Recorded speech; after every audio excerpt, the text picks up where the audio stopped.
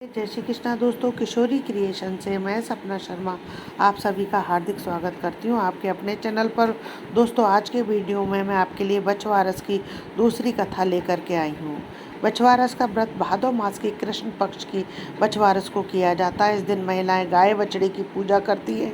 इस दिन महिलाएं गेहूँ और मूंग जैसे अनाज का सेवन नहीं करती हैं। इस दिन चाकू से कटी हुई चीज़ भी नहीं खाई जाती है। महिलाएं जो है केवल मक्का और चना दाल से बना हुआ खाना खाती हैं। कई स्थानों पर आज के दिन माँ अपने बेटे को लंबी उम्र के लिए उसे तिलक लगाकर नारियल भी देती है। बछवारस की पहली कथा जो है मैंने मेरे चैनल पर डाली हुई है, उसका लिंक भी मैं आपको डिस्क्रिप्शन बॉक्स में दे दूंगी। आइए सुनते हैं बछवारस की दूसरी कथा। एक गांव में एक सेठ सेठानी रहते थे। सेठ जी के पास खूब पैसा था। सेठ जी खूब धार्मिक और दानवीर व्यक्ति थे। सेठ जी के एक बेटा था, उसकी पत्नी और बेटा भी था। सेठ जी की बहू भी बहुत धार्मिक प्रवृत्ति की थी। वह बछवारस का व्रत करती थी। एक बार सेठ जी ने गांव में पानी लाने के लिए तालाब बनवाया, पर तालाब में पानी नहीं आया। सेठ जी ने और गहरा खुदवाया, परंतु फिर भी तालाब में पानी नहीं आया। उन्होंने सब जतन किए, परंतु फिर भी तालाब में जो है पानी नहीं आया। अब सेठ जी जो है चिंतित रहने लगे कि उन्होंने इतना पैसा खर्च भी कर दिया, लेकिन तालाब में जो है पानी नहीं आ रहा है।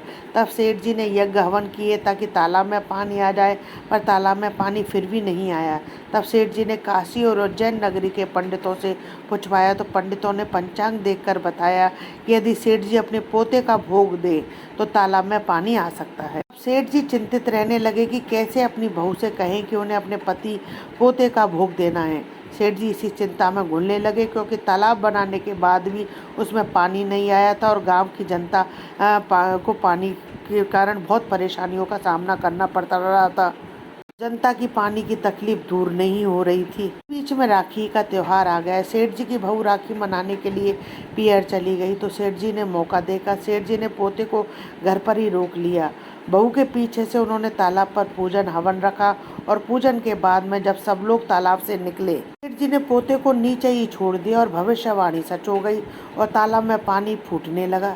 जैसे जैसे सब लोग ऊपर आने लगे, वैसे वैसे तालाब में पानी आने और बढ़ने लगा और तालाब पूरा भर गया। सेठ जी का पोता जो है उसमें डूब गया। अब सेठ जी की एक तरफ एक चिंता तो दूर हो गई कि तालाब में पानी हो गया, लेकिन उनको दूसरी चिंता पुनः सताने लगी कि बहू आएगी तो उससे क्या कहूँगा। कि इस कारण उन्होंने बहू को पियर से भी नहीं बुलाया। उधर बहू को पियर में बहुत दिन हो गए, तो वह खुद ही ससुराल के लिए चल दी। बहू जिस दिन ससुराल पहुंची उस दिन बछवारस का दिन था। बहू ने बछवारस का व्रत रख रखा था। बहू जैसे ही गांव पहुंची तो तालाब देखकर बहुत खुश हुई। वह वहीं सुस्ताने बैठ गई। उसके बाद उसने तालाब पर ही नहा धोकर घर जाने का निश्चय किया। उसने सोचा कि नहा धोकर बछवारस की पूजा भी यहीं कर लूं।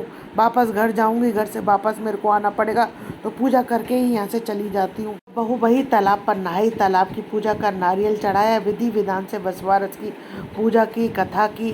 द्वारा विधि विधान से पूजा करने से और परोपकार की भावना रखने से कामधेनु खुश हो गई, तो भगवान कृष्ण भी खुश हो गए और उन्होंने उसका बेटा उसको लौटाने का निश्चय कर लिया। उन्होंने उसके पुत्र को जीवित करके छोड़ दिया, जिसके कारण तालाब में से उसका पुत्र तालाब के बाहर अपनी माँ से मिला और दोनों माँ बेटे घर के लिए पुनः रवाना हो गए। सेठ जी को जैसे ही पता चला कि बहू आ रही है, तो रास्ते में सेठ जी बहू को आते हुए मिल गए।